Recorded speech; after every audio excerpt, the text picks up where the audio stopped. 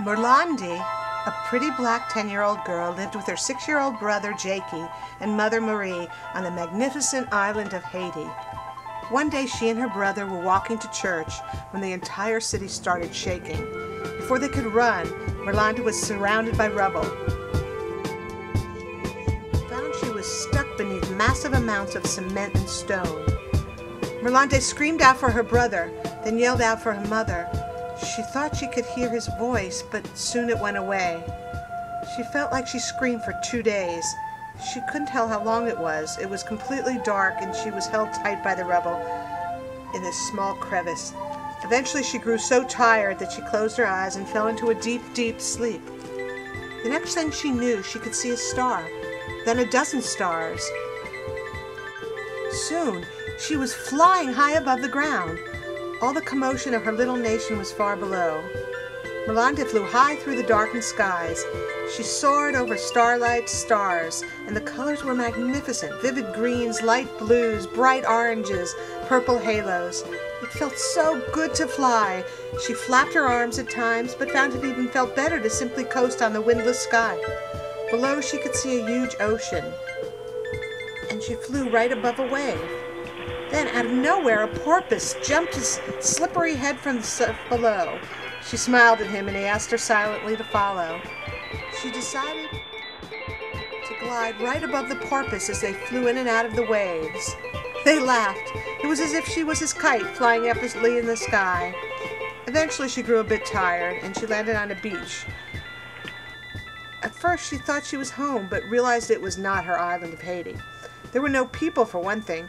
She sat alone on the sand and drew pictures of her brother and mother and herself all holding hands. The sky above was clear, and the sun just started to set as pink fire lit up the sky. Then she glanced at the beach, and it started to shake. She was scared it was another earthquake.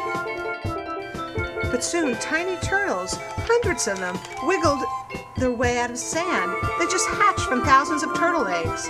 Quickly, they wiggled their way to safety in the sea. Merlande looked up at the sky. The stars were twinkling as if brightly lit turtles in the darkened sea. She grew suddenly ravenously hungry, and she ran into a cave where she could see foods of every kind, delicious bananas, guava nectar, kiwi sorbets, crab cakes, beautiful treats, and she gorged herself, but soon realized she was no longer hungry at all. She started to hear voices outside the cave. Her little brother peeked his head in and called her name. She followed him out, and he ran away. She ran as fast as she could through the forest, but she couldn't catch him. Her legs grew more and more tired from running so fast, and she finally stopped and fell back asleep. When she awoke, she realized again she was stuck in the cave of rubble back in Haiti. She heard, though, her little brother calling her name. She yelled back to him over and over. Then a tiny glimmer of light poked through, and she heard louder voices. Finally, she saw a face, her dear little brother. He told them she was still alive, and they dug her out. She discovered she'd been stuck there for 3 days. She and her little brother were now all alone. Her mother was gone in an instant. A doctor from far away, a place called New York, mended her broken leg. Other than that, they were okay. She and Jakey walked through what was once her town, now seeing thousands in days. She held his hand and told him everything would be okay.